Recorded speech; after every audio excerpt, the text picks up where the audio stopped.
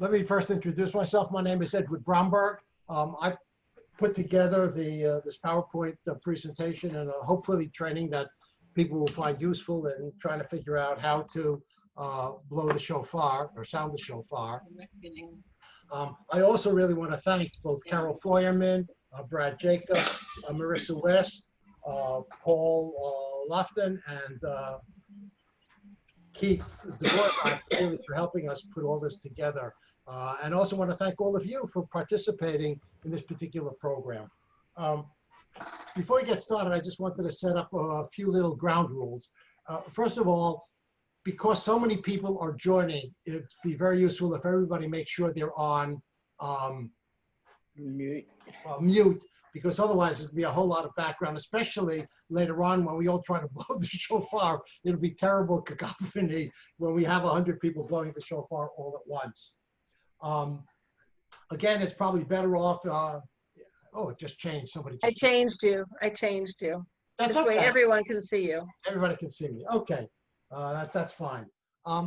Just wanted to sort of background comments I wanted to make, really to put certain things into perspective and also to set up certain rules.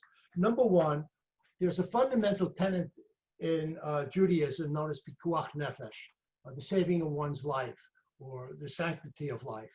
And everything that we're doing as part of this program, unfortunately, under the current situation with COVID-19, we really have to be very strict in following all of the rules. Whenever we're doing anything out in a group, everything that we're putting together it will be outside, outdoors.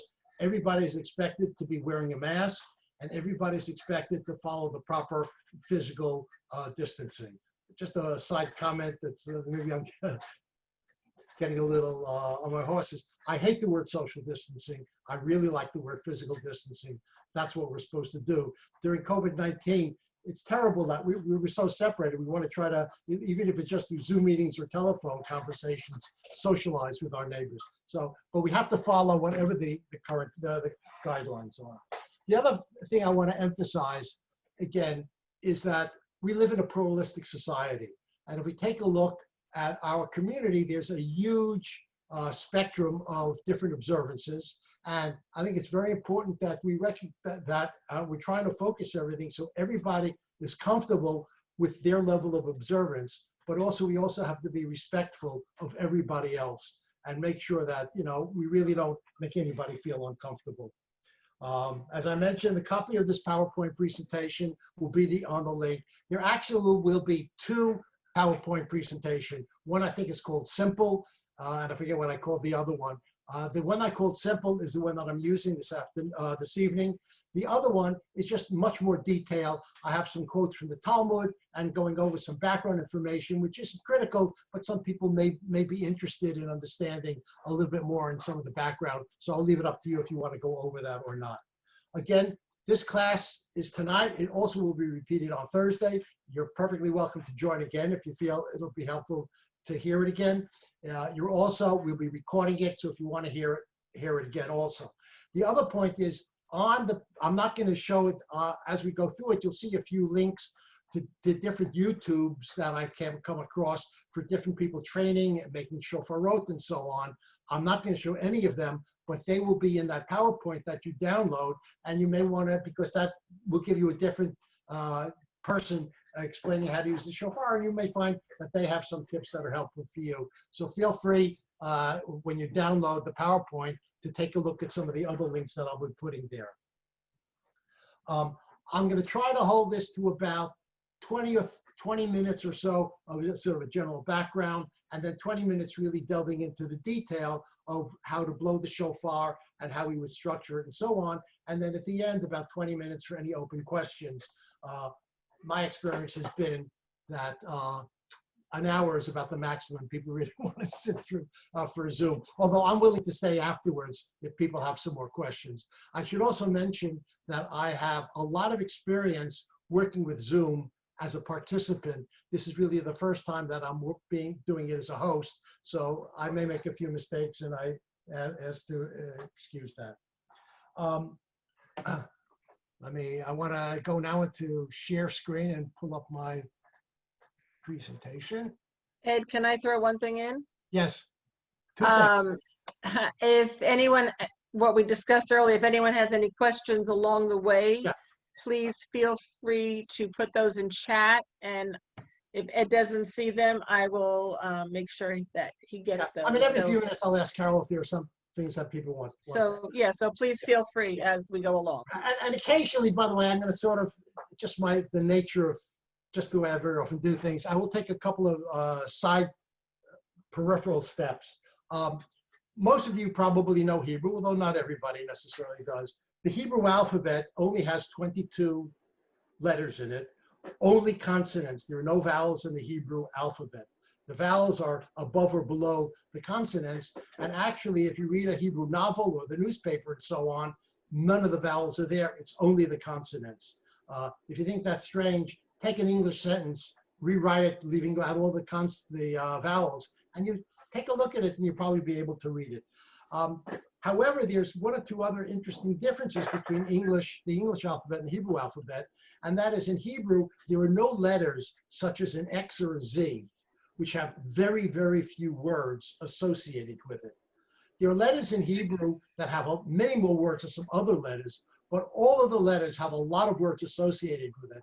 As a result, especially if you're familiar with the liturgy during Rosh Hashanah, there are a lot of piyutim. Those are religious poetry that are written in an alphabetic, not acronym,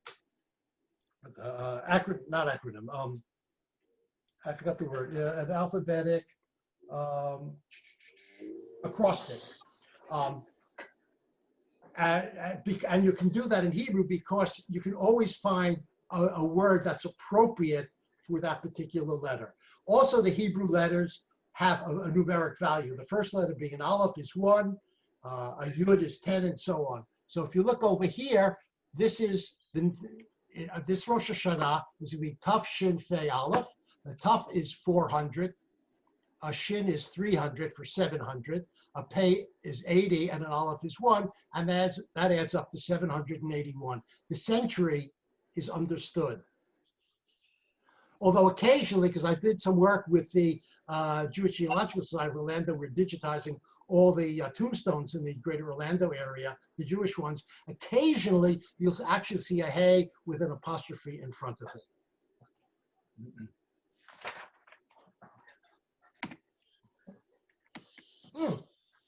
Oh, that's interesting. No, it's when I'm on my regular screen, when I hit the down arrow, it changes the slide. It doesn't do it on this. I have to use the scroll bar on my mouse. Anyway, during Rosh Hashanah, it's a mitzvah to really hear the shofar. The standard formula, as everybody knows, that we, for a bracha, starts bracha Adonai, etc., and then there's the end, Hamotzi Lachem Min Haaretz, or the one for candles, and so on. Before the shofar, the bracha is, in translating to English, who sanctified us through his mitzvot and commanded us to hear the sound of the shofar. So the bracha that we say on Rosh Hashanah, just before we hear the shofar, is not to sound the shofar, it's for us to hear the shofar. So that's really what we're doing. And so, yeah, the person who's blowing it, but everybody in the congregation, we're supposed to hear what's happening. Another just sort of side comment is Rosh Hashanah is not used at all in the Torah. In the Torah, in Numbers 29:1, where it talks about Rosh Hashanah, it says, in the 7th month on the first day of the month. So actually Rosh Hashanah is in the 7th month. Originally in the Hebrew calendar, Pesach was in the 1st month. And you should observe it as a day when the horn is sounded. So that's basically where blowing the shofar and hearing the shofar comes from.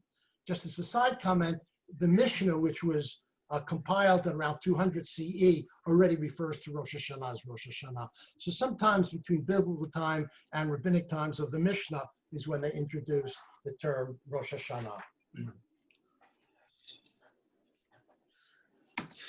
Good. Oops, I keep forgetting. I hit that button, it doesn't go. To sound the shofar, it's a mitzvah for us to blow the shofar for other people to hear it.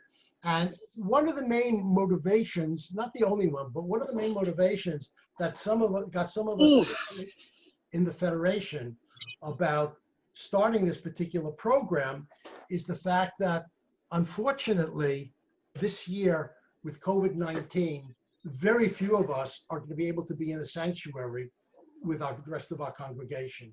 Some congregations, they'll have people really spread apart, and maybe 15, 20% of the membership could be in the building at any given time.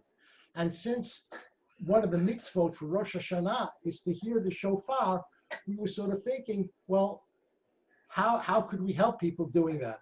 And one thought we came up with, and that was following something that I can mention later on, that was done by the Robert Lappin Foundation up in the North Shore, the northern suburbs of Boston. They were giving out free, for years now, way before COVID-19, free shofarot. And it occurred to us, gee, that might be something, if we give free shofarot to people, they then would have a shofar and train them how to use it. They then would have a shofar to use at their house. And you should be aware, you do not need a minyan to sound the shofar. You need a minyan, say, to read the Torah. You need a minyan for certain parts of the normal services that we do on Rosh Hashanah and Kippur. But actually, it turns out, sort of one of the central things that we think of for Rosh Hashanah is the sounding of the shofar. That does not require a minyan. So by giving everybody who wanted one in the community the opportunity to acquire a shofar for free through the generosity of the few who underwrote the cost, allows everybody to have a shofar at home, and then you can sound it so you're hearing the shofar as well as everybody in your family. We're also, as part of this program, working with all of the congregations in the area, and because most of them are going to be having community-wide shofar soundings outside in the parking lot, or where they're doing tashlich and so on. We're all trying to maybe coordinate at the same time, but that probably won't work out because it gets a little difficult. But most congregations, and we, the Federation, will be publishing a list of where all the community-wide shofar soundings would be, and you can pick that. Even if you have your own shofar and you sound it at home, you still may sort of feel that it's nice to be in a community group, also, a large community group, and by all means, you can go join them. That will be, in most cases, on Sunday, because traditionally you do not blow the shofar on Shabbat. Although we do recognize that that synagogues that only celebrate one day of Rosh Hashanah, which this year would be Shabbat, would be probably sounding the shofar on that Shabbat. And that's what they're doing, and that will all be in the list. So again, we are looking for volunteers. Some of you volunteered, a lot of you didn't. We decided that volunteering would not be a requirement to get a shofar because some people don't feel comfortable. Some people, however, may not have felt comfortable volunteering to blow the shofar because they just didn't feel that they were prepared enough to blow the shofar. After you've had the shofar and had some experience, if now you really feel, gee, you're proficient enough to volunteer, by all means, you can get in touch with the Federation and volunteer. We'll still be looking for volunteers.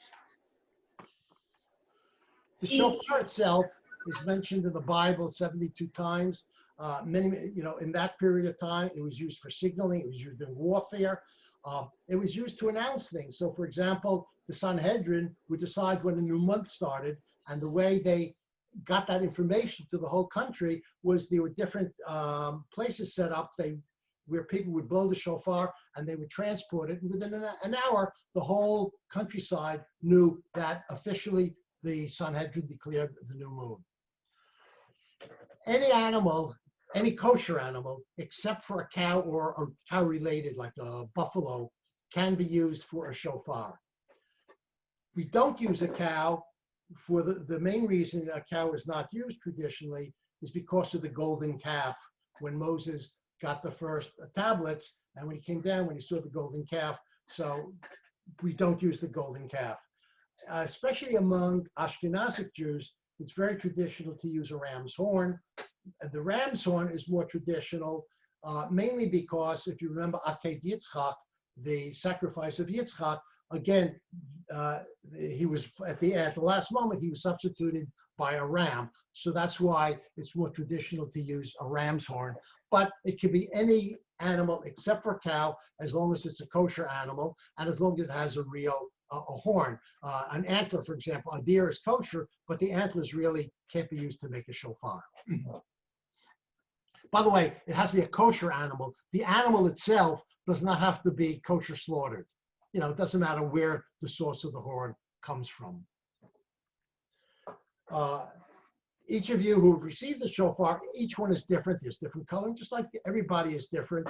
They're typically curved, and if they're not very often, they're softened by heating to bend them a little bit. They're hollowed out, and you don't add any decorations on the inside. Decorations, certain type of decorations on the outside, are very often they're carved, or as you see over here, sometimes they're covered with metal silver or gold, and these are sort of some typical shofarot that you can see. And this is an example of the animals where they come from.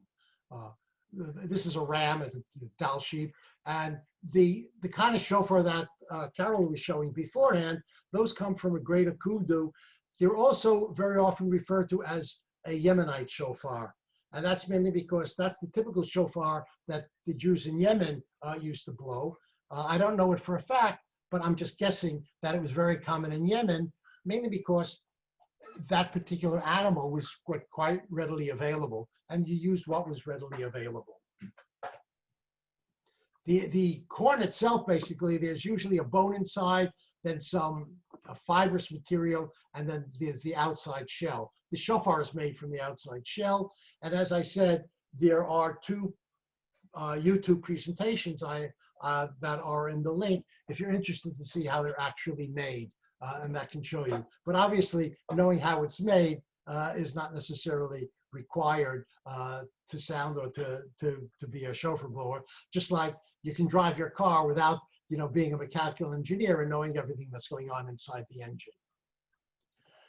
The shofar itself, when do you sound it?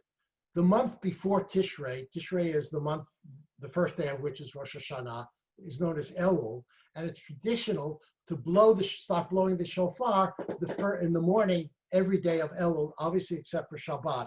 And it starts this year on the 21st, which is this Friday. And in the traditional congregation, right after the morning prayers, the Shachrit prayers, they sound the shofar. And that's for two reasons. Number one, it sort of gets us in the mindset of the Yomim Noraim, the days of Rosh Hashanah and Yom Kippur, which are coming up.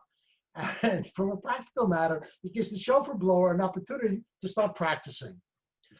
This year, Rosh Hashanah happens to be on Saturday and Sunday, so it's the 19th and the 20th. And as I mentioned, traditionally, we don't blow the shofar on Shabbat. So if you're in a more traditional congregation, this year it would only be blown on Sunday. And if you're in a less traditional, it may or may not be, depending upon the individual observance of that particular congregation. And also, at the end of Yom Kippur, we sort of signify actually that Yom Kippur is over by sounding the shofar. When we sound the shofar, the tone, I mean, if anybody who plays a musical instrument, there's an A and a B and a C, right? The A 440 and everything is tuned, and you want to be in tune. A shofar, the tone doesn't really matter. It's really just the sound, the length of the sound, or the rhythm of the sound. So a tekiah is one long blast, for example. And a shvarim is a broken sound. Anybody who knows Hebrew, the word for broken is lishbor, to break, is the word for to break in Hebrew. So it's a broken sound, or three short blasts that should be about the same length as the tekiah as this.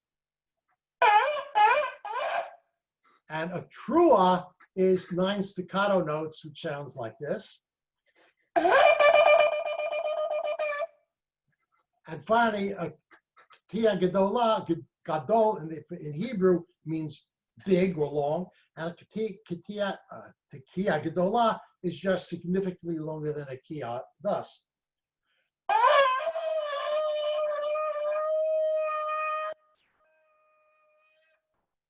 And it depends on who's blowing the shofar. Some people I know, it becomes a competition, and they want to see how long they can blow it. Can they blow it 40 seconds or 50 seconds? And there's always somebody in the congregation timing it with their watch. where I am, there are two of us who blow the shofar, and I know that the other guy blows it as forever. We don't blow them simultaneously. It's just, I do it during one part of the service and he does it the other. I don't like to compete, so I just do it a reasonable length, so it's really at the Tekiah Gedolah, but I don't worry about exactly how long it is. I'm sorry, I worry how long it is. I don't try to make it the longest, as long as I can.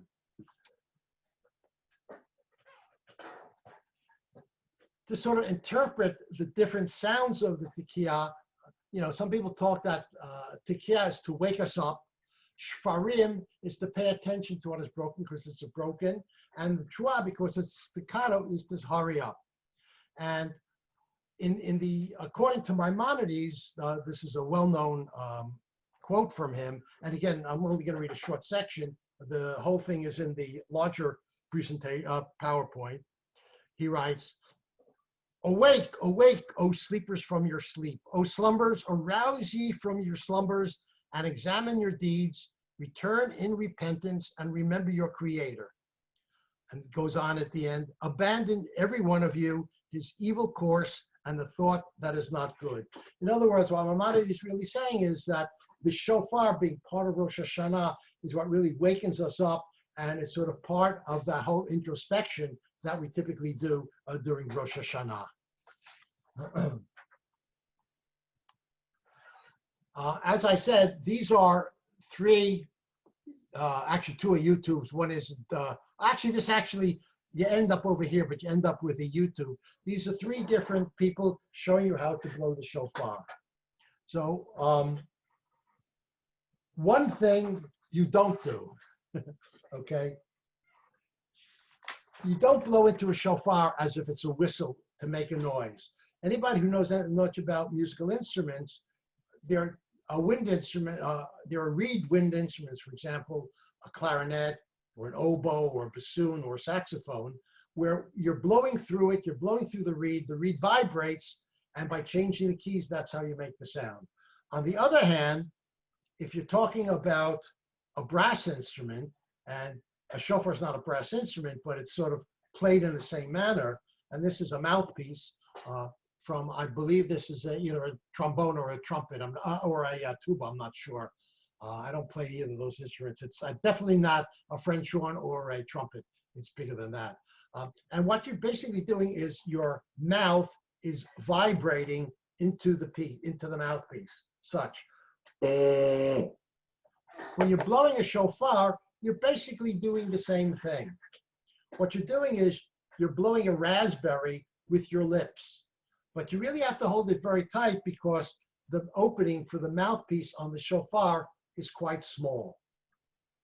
And I have experienced that some people find when they hold the shofar in front of their mouth, it works. Most people tend to find holding the shofar on the side works much better. And I think that's because when you're holding it on your side, because the opening for your lips to vibrate is so much smaller, it's much easier to hold it on your side. But you really only want to hold it up against, you don't want it in your mouth. You want it up against your lips, and you want to blow, it's called a raspberry, right? And it's almost like, if you remember, some of us are a little bit older, when you would go down, to the swimming pool, the lifeguard would have like a megaphone, and right, he would talk through the megaphone, and the megaphone would sort of focus his voice because they didn't have amplifiers ready in those days. Essentially, the shofar is almost acting like a megaphone for your raspberry. Again, I find this what I call a sweet spot. In other words, I find that as you move the shofar around in your mouth, or as you twist it a little bit, or as you tighten up your lips, you'll typically find sort of that sweet spot where it comes. Plus the fact you also find that when you loosen your lips, you tend to blow a lower tone note. As you tighten it, the frequency goes up, such.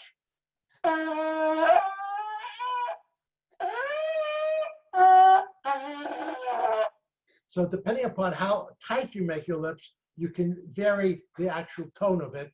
And it's really the one that sounds best And obviously, as I said, for this longer one,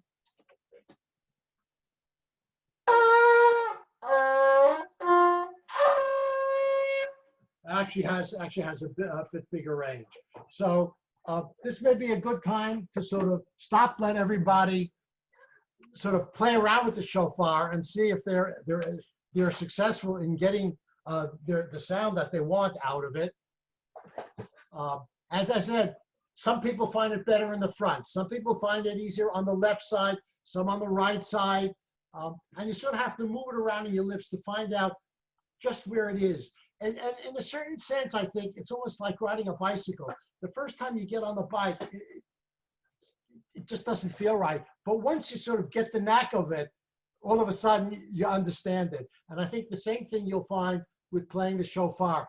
Sometimes you just sit around, you keep trying to make a sound, and you just can't get a sound out of it. And you keep playing and playing. And finally, after a lot of frustrations, you finally get the sound out of it. And then you say to yourself, oh, now I know how it is. And from then, you sort of know where to begin. Not that you're an expert, but at least you sort of start picking up that experience. So it's once you start getting a little bit of noise out of the shofar, that's when you start really getting sort of comfortable with that.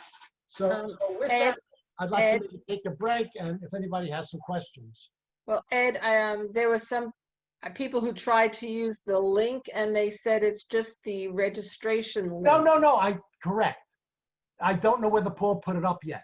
I guess not. So what was your emailed agreement with Paul. He was going to put it up. I think he sort of, there's mixed feelings on these kinds of things as to whether you should give people the PowerPoints beforehand, because you give them beforehand, then they keep focusing that, not on what you're talking about and so on. So hopefully tomorrow the link will be up. Let's put it this way. Just like we sent out the invitation with the Zoom link, as soon as it's up, we'll probably send a reminder to people. That'll be great. Okay. Yeah, I know I meant to try it beforehand. I did try it around 4 o'clock, and I know it wasn't available at 4. So no worries. That's the only comment so far. Okay. Yeah. As I said, well, I think why don't we take a break for a few moments? I'm going to try mine. In case they have a question about that. Should I do a live one here? Yeah, you can do one. Try it. You have to remember, you're not blowing into it. You're vibrating your lips up against it. It's getting there. And by the way, you're using 2 other points. Number 1, you're using very little air. Oh. You're not blowing out. You're vibrating your lips with very little air. You're not blasting through.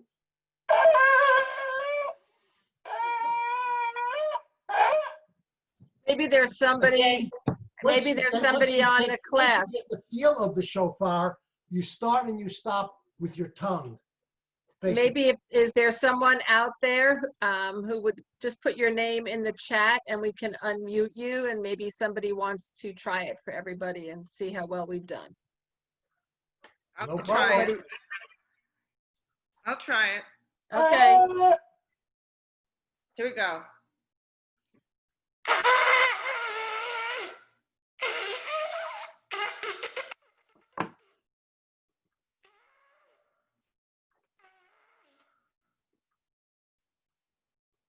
No? Any good? Could you hear me? I could hear it. It's getting there. Let's put it that way. It's getting there. It's a first. It's a first. It's a first. You're doing good. I have a couple of questions now, Ed. For Charua, I'm having trouble counting 9 staccato tones. Does it have to be 9? I read someplace I was saying, the guy said it should be a minimum of 9. But okay. I would not get hung up on that. The reason I say that is first focus on a tekiah and the shfarim. If you get the tekiah and the shfarim, then and you really have that down pat, that's when you should really start to do the truah. Until you can do a tekiah and a shfarim properly, it's going to be very difficult if you can't do a shvarim properly, you're going to have a lot of trouble with the truah. If you can do a shvarim properly, then the truah will come much easier. So I would really focus on the tekiah and the shvarim first. That's number one. Number two, I meant to mention this as sort of the background. You have to make a distinction between halacha and I got a blank now. Minhag. Okay, halacha is basically religious law. Minhag is custom. And very often we forget, but what happens is that there are certain customs that become so ingrained on us that we all almost think upon them as that it's really a religious rule. Are important items that need to be considered in any agreement. I'm sorry, what do you mean? The lion has to put up its hand and saying, I'm not going to go kill another lamb.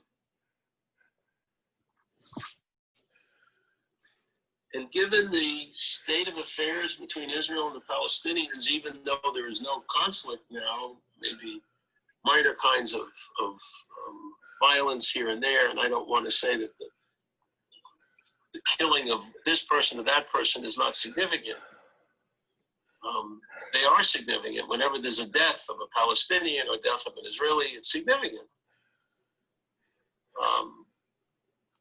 But the environment is not conducive to the sides coming together, particularly when Israel may be going through. What does this have to do with our discussion right now? By Sunni Arab states. So who's talking? Think about the Palestinian issue. If Arabs. Excuse me, this is not what we're talking about right now. We're talking about Shofar after Rosh Hashanah. Would you please leave Yeah, the I muted. discussion? He's Who was muted. that? I don't know. I'm not sure. Because I couldn't find it on mine. But Okay, but I do know that Mark Jacobs would like to try to blow the shofar. So Mark, if you unmute yourself. I think I'd so. love to. I'm gonna try here. Now let's see. Let's see how this goes. Okay, Mark, it's all yours.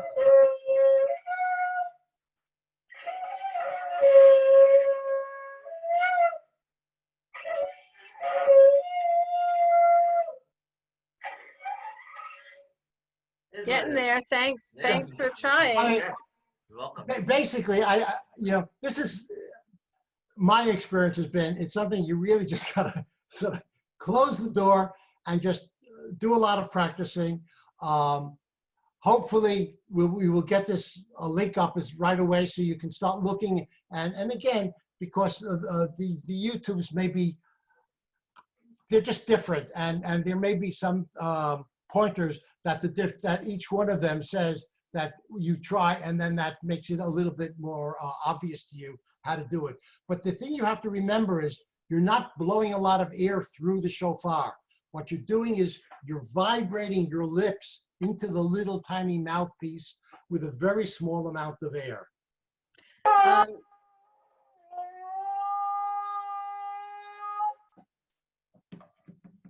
I think Once you sort of get that, I mean, I've been blowing shofar since around, let's see, I used to blow shofar at Hillel when I was a graduate student at the University of Chicago around 1965, 66. And I've been blowing it since then. So, but and even now, usually I find that I start practicing a couple of days before Rosh Hashanah, just to remind myself exactly where that's what I call the sweet spot. Again, as you play around, all of a sudden you'll notice that when you hold the shofar at a certain angle and in a certain position on your lips, that's where you're very successful making it. And then you remember, so the next time, you don't try it anyplace else. You automatically put that shofar where experience has told you is where you're able to get a nice, clear sound out of it. I think Saul wants to say something. Saul, go ahead. You may want to rotate it as you're trying. And I noticed that it's ideal to be able to do it this way where the shofar is up. but it works much better for me when the shofar is down, from what I've noticed. So you might want to, as he said, try it different ways, keep rotating it until you find the comfort zone. That's what I mean, by the way, Saul, when I said that's why we use the term sweet spot. You know, very often, because of the way your lips are made and the way the hole was drilled, if you hold it at a certain angle, the vibrations of your lips make much better contact with the mouthpiece than at a slightly different angle. The mouthpiece on a trumpet or the mouthpiece on a French horn is 100% symmetric. The mouthpiece on a shofar is not. I think You're absolutely correct. Sheila, How you hold it makes a big difference. Again, the only thing is that, and I'll come back to that a little bit later on, is if you're outdoors sounding the shofar, you want to make sure that the opening of the shofar, you want to make sure that number one, you're downwind of everybody else who's with you. And you want to make sure that the opening of the shofar, the output, is facing away from everybody so that any aerosols or water droplets that come out of your mouth do not get blown to the person. And I should also mention that it is all the recommendations coming out now is under no condition should anybody be sounding the shofar inside the sanctuary of a synagogue. Because when you blow the shofar, there are a lot of aerosols that are coming out. They're coming out at high velocity. And then you have the whole ventilation system, which is basically you distribute that all around the room quite quickly. And unfortunately, we have to take extra steps during COVID-19. So even if you're having a service inside the sanctuary, when it comes time to blow the shofar, it's recommended, for example, that the shofar blower goes right where the emergency exit door is, opens up the emergency exit door, steps outside where the whole congregation can see that person and can hear the shofar, but the shofar is being blown outside, so none of the droplets that will be coming out are indoors. It's all outdoors. I think Sheila wanted to give it a try. I'm sorry? Sheila wants to give it a try. Absolutely. Okay, I started on the left and got nothing. And then when I went all the way to the right,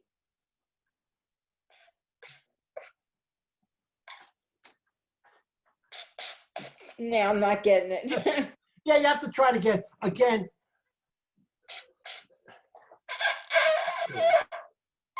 if you take a look, I don't know if you can see it, if you take these two shofar ropes, one is curved to the right, and this one is curved to the left. As a result, I mean, I have no problems with it, but because of the way the shofar is bent, again, it may turn out that the sweet spot for you is really on the left side or really on the right side. I find, again, because I've never blown it, but I guess it works, but I feel much more comfortable on the right side. It may solely have to do, pardon me, with the fact that I'm a righty, so I have, and I can blow the shofar only holding it with one hand. So I typically hold it in my right hand. So I'm blowing it from the right side. And that's what I'm used to. But some people, you may find that one side works better than the other, by all means. And you just have to move it around and to see how that goes. I think Ed would like to try. Ed Elks said he would like to try. If he's out there, he can unmute himself. If Who is he's that? still Ed Elks. I'm just reading the names. Yeah, And I just remember the name because he was the first person who logged on. okay, and Jeannie wants you to, if you could show everybody the different types of sounds again, as you did that a little while ago. But Okay, I'll show later on. But however, in the shofar, okay, on the PowerPoint presentation, there's a link to an app that you can put on your, I know I have an Android phone. I think that it's also available for the iPhone. It's called Shofar. And now I can push over here. It says Tekiah.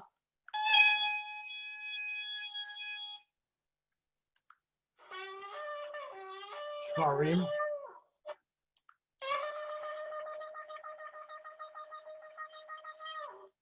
And Tekiah Gedolah. Wow, again, that's impressive. Who knew there was an app for so that? again, the link of where to download that app is on the PowerPoint presentation. Okay. So if you want to, put that down. But again, a tequila is just a blast of, I don't know.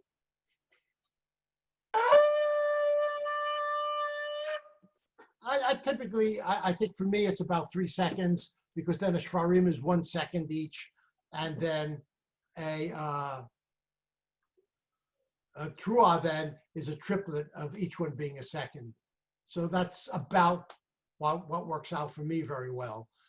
But for somebody else, again, they may find it a bit difficult doing a trua, doing 3 a second. So maybe you have to do 3 in 2 seconds. It's whatever you feel comfortable. As I started to say, a lot of this has to do with minhag. It's a custom. And the minhag in Judaism is very important. We really feel very comfortable with it. But if you can't do it that way, the real thing is to be able to hear the sound. And if all you're able to do is blast a couple of tekiot, you're hearing the sound of the shofar, and that's what you're supposed to be doing for Rosh Hashanah. So even if you don't get all of the notes out exactly the way one normally does it, I mean, obviously, if you're going to be at your congregation and you're the official shofar blower, when the rabbi, whoever's calling the notes out, calls the notes, you want to get the right note. But when you're doing it in your own home for your own family, you do the best you can.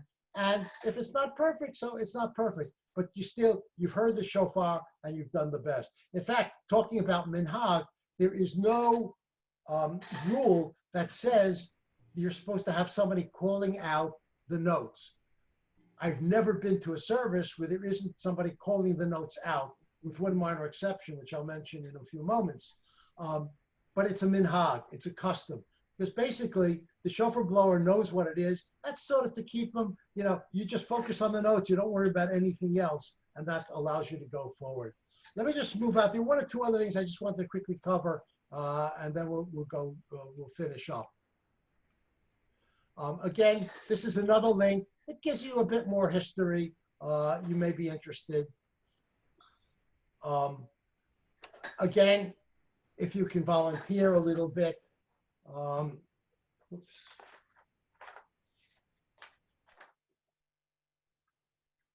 As I said, we're going to be doing a lot of coordination. Up until now, we've been focusing on distribution of the shofarot and putting together the class and so on. Starting next week, we're going to be working a lot with the pavilion, because the pavilion basically has really good contacts with a lot of the seniors. And just to make sure that if there are seniors who basically are homebound or whatever, that we can try to match them up with a volunteer who can come to wherever their facility is. The ones that are living in senior citizen complexes is not a big problem. We can have somebody go out. I forget the places up, the name of them. We even have some volunteers already in the parking lot and can blow the shofar. We're also going to be working with some of the nursing homes and rehab centers, but that's a bit more complicated, because there are for health reasons, a lot more restrictions. And it may turn out that even though we would like to be able to visit, we can't. Or it may turn out that we can go visit and somebody would be outside and the resident actually would be sitting in their room with near the window, so they can see the person out on the lawn in front of them and hear the shofar being blown. So we're going to do the best we can with that. Again, as I mentioned, be very careful. Even in general, it's probably a good idea not to share a musical instrument with somebody without cleaning it. And this year, I wouldn't even pass it around in the family, possibly. You may want to just keep that by yourself. Again, I told you, this is where that app is. This is for Google. I believe the name of the company was called Rusty Brick. I ought to check. I didn't get a chance, so I apologize, to check whether it's also available for the iPad. I'd be very, very surprised if it isn't. Or if it isn't, I'm sure there's something similar if you know how to check for that. I just want to quickly go over one more item, and that is how you do the sounds. If you're going to be actually to try to do the sounds as best as you can. Traditionally, if you're in the traditionally in the synagogue, when we're blowing the shofar, we blow 100 sounds, 100 kolot. So if you look here, over here, the first group, a tekiah is 1, a shofarim is 1, a truah is 1, a tekiah is 1, that's 4. 4 times 3 is 12. And then tekiah shram tekiah is 3 times 3 is 9. And again, it's 9. So 9 plus 9 is 18, plus 12 is 30. So basically, the first time the shofar is blown, is sounded in this regular service, is right after the Torah reading.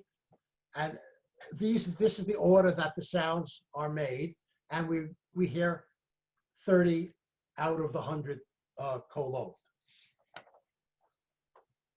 Again, without getting into too much detail, beforehand in a traditional service, we actually say one prayer, which is from Psalms, which is Minamesa Karatiyah, out of my straits I called upon the Lord, he answered me with great enlargement. And that's followed by 6 verses, again, going back to what I was talking about, alphabetic acrostics. The first one comes from Lamentations, Eicha, and the next 5 come from Psalms. And each one of those, the first sentence starts with a kuf, the second one with a resh, the third one with an ayin, the fourth one with a shin, the fifth one with a tet, and the sixth, last one with a nun. And that makes the word kra satan, or tear out the Satan. And again, it probably had some mystical or some superstitious meanings when it was put together. But to us, thinking about it, it's basically reminding us by reading those particular sentences to sort of be conscious during the time of Rosh Hashanah, to sort of rip out any satanical thoughts or feelings that we have, which is sort of what we're trying to do during Rosh Hashanah. So this is the first 30. So again, if you're trying to simulate it, even when you're outdoors, you would then blow this group. The next group would be, the next group is read during the Musaf service. And in the Musaf service, which is the additional service during Rosh Hashanah, there's the unique part of the Amidah, the standing silent prayer, is Malchuyot, which is kingdom, Zichronot, remembrances, and Shofarot, shofar. And at the end of each one, there's a small group that we blow over each time we complete that. So the first group is a tekiah, shron through a tekiah, that's 4, and then 2 3s for 10. That's what we blow after Malchuyot, and then repeat that after Zichronot, and repeat that after Shofarot. So that's again another 30. So that gives us 30 that we did after the Torah, and 30 during the repetition of the Amidah for 60. In the Sephardic tradition, actually, the person who blows the shofar, when they're saying the silent Amidah by themselves, they actually, nobody's calling the notes. That's why I said nobody's calling the notes. They actually blow that tekiah. So in a Sephardic tradition, you have 30 after the Torah, 30 during the silent Amidah, and 30 during the repetition of the Amidah, for a total of 90. I should mention that in recent years, more and more Ashkenazic synagogues have actually been adopting the Sephardic one. I know at SOJC, the last 2 years, we actually did it that way. Southwest Orlando Jewish Congregation, where I'm a member. But for the Ashkenazic tradition, where they didn't do it during the silent Amidah, after the Kaddish, after the Amidah, they repeat that again for another 30.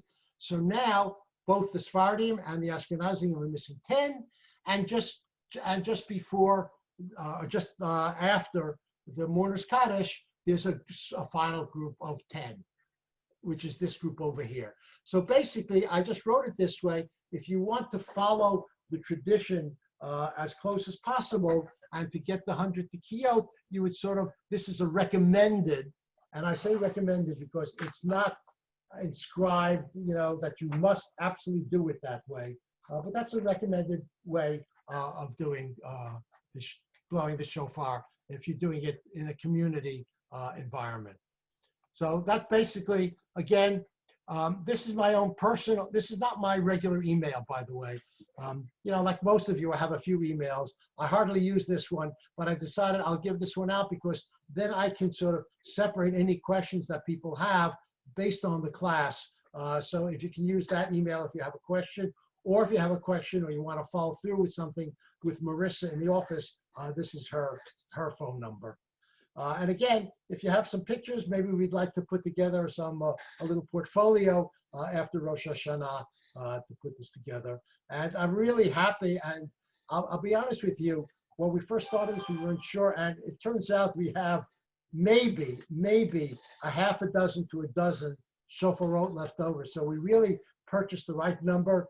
And those of us running this program really feel very comfortable. And I hope that you all have a good Rosh Hashanah and that you're successful blowing your shofar and that, you pick it up. And by all means, if you have any questions, send me an email. I'll be very willing to try to set up a small Zoom meeting just with a one-on-one if need be, if you're really struggling and you're unsuccessful, to see if I can help you. Unfortunately, I can't visit you at your house because of COVID-19, but we'll do the best we can. So with that, if anybody has any questions, I'm here for as long as I need to be to answer them. You have one on how do you clean, Jeannie wants to know how you clean a shofar. How do you what? Clean it. I think I mentioned it up. Let me see. I thought I had it. Give me a sec. Here. You just clean it with a dry or light damp cloth. You just basically wipe it out. You could, I can't believe that ethanol would do any damage to it. Thank you. So, you could wipe it down with a handy wipe. The only thing with some of the handy wipes, the antibacterial one is I'm just not sure what's in all of them. And I just don't know if you wipe it down on them, for your hands it may be one thing. I don't know if you want to wipe down the mouthpiece with some of the chemicals that are on the handy wipe and then put that in your mouth. But certainly anything like ethanol is going to evaporate by the time. Well, first of all, that's the active ingredient in any alcoholic drink. But basically, that would evaporate in a very short period of time, much faster than its vapor pressure is much higher than water, evaporate much faster than water would. So you basically just keep it clean. You wipe it down. You got a lot of people saying thank you to you, Ed. You're welcome. Take a look. Yeah, I hope. As I said, it's really the first time I've ever tried to do something like this on Zoom. And the other thing I apologize for, my kids claim, my family very often says sometimes I'm a little bit too academic. So if I was, I apologize for that.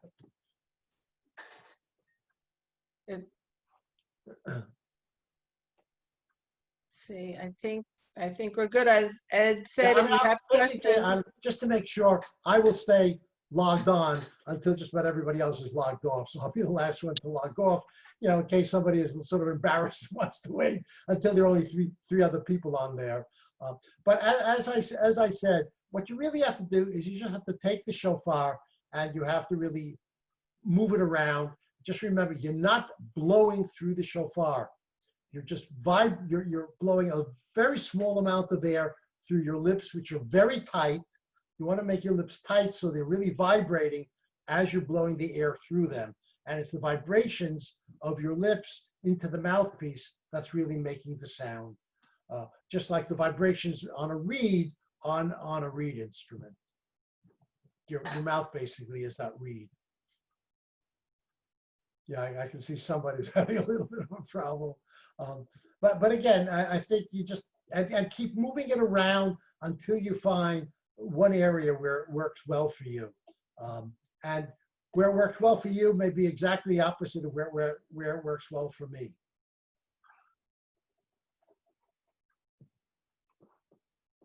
So I am going to stop share. Good. You did that well. Yeah, okay, so that worked out fine. And thank you, Carol, for Of helping course. out. Because the one thing I was really not looking forward to was trying to focus on, keeping up with the notes I put down as well as keeping an eye on the chat to see if there were any questions that came up. Yeah, you got like I said, a lot of people saying thanks. This was very informative. They were successful. Thank you, Yeah. very informative. And- So it's all good. We'll see how this program goes. I should mention that I moved down to Orlando in 2004. You can probably guess from my accent, I grew up in Brooklyn, and I did my undergraduate work at Brooklyn College, but then I moved to Chicago where I did my graduate work. I did a postdoc in Wisconsin. I lived in Madison for 3 years. I did a postdoc at the Weizmann Institute in Rehovot, Israel. So we lived there for a year and a half. And then I settled up in Peabody, Mass, just north of Massachusetts. But basically, I've blown shofar, throughout when I've been going around from place to place. Somebody wanted to know if you clean the inside of the shofar. Yale wanted to know. I don't know of anybody really cleaning it, because I was thinking about it because I used to play the oboe and like 3 weeks ago, I started taking lessons. The Orlando Philharmonic was pushing that they were having Zoom lessons with the members of the orchestra. And, one of the things I was going to do when I retired was start playing it again. I never got around to it. And that sort of kicked me in the behind. So I've been taking actually oboe lessons with the oboist from the Philharmonic. And for that, you really have to be very careful how you clean the inside. There are all kinds of tools and everything else. Because it's wood, you don't want it to crack. Nothing's going to really happen. The worst that's going to happen, you may want to, the worst that's going to happen, you have a lot of spit in it. So, you may want to just flush it out with some warm water and then just let it dry. You're not going to damage it.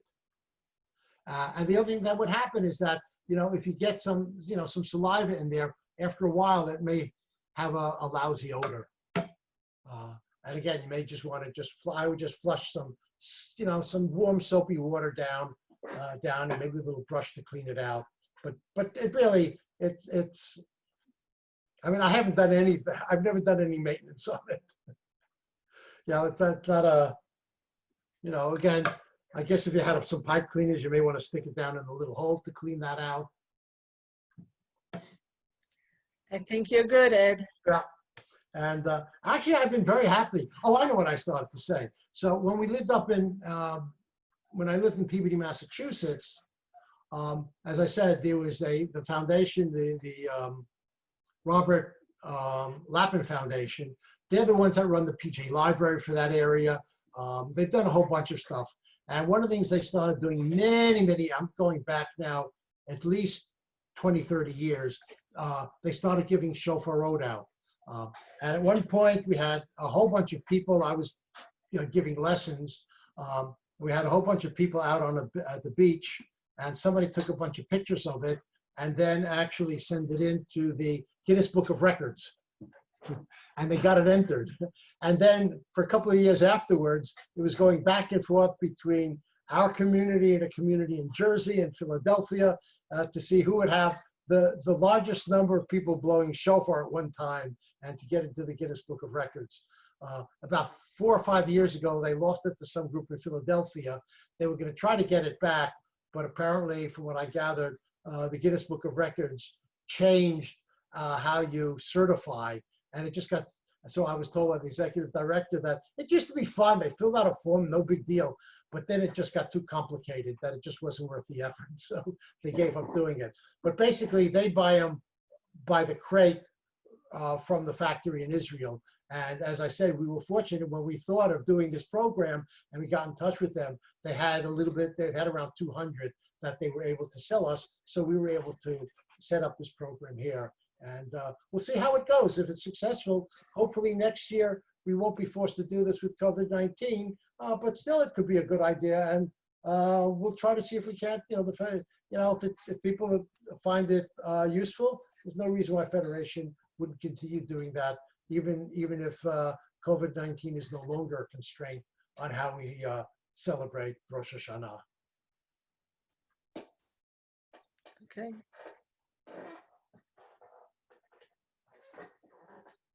All right. All It's right. also good to see that because, by the way, I was sort of going over the list as they were coming in and putting them into the Excel worksheet. So it's nice sort of taking a look and at least putting a face next to the name of somebody that requested the shofar. So it's, Ed, yeah. Ed, this is David Moldale. The shofar blowing at the Lapin Foundation had around 2,000 people on the beach in Swampscott. Right, I know. By the way, I David, just want the fact that there's that many number, it What? wasn't like 50 or 100, it was no. thousands. When we first started, it was around 300 or 400 when I was there. It's when I left that they really got up to the 1,000. Right. Right. By the way, Harriet and David Moldell lived about a half a mile from where I lived in Peabody. They were members of the same congregation we were. So I knew Harriet and David Moldell from way up north. And we were also from Brooklyn. That's right. Did you go to Brooklyn College also? I don't remember. I went to City College, Oh, you went to City University. now City Went to the Same University. university. Different Right, yes, correct. Majored in different fields, though. Well, you majored in engineering, right? I was electrical. Okay, yeah, because You were Brooklyn physics. College only had the physical sciences. It didn't have engineering. Engineering Right. had to go to City. Right. All right. I'm gonna, Very good. Thank you, everybody. thank you. And, If you have any questions, hopefully make have sure a you lot of let Ed success know. with the Shofar Road, and you enjoy it. And I know it's very early, but Shana Tova to everybody.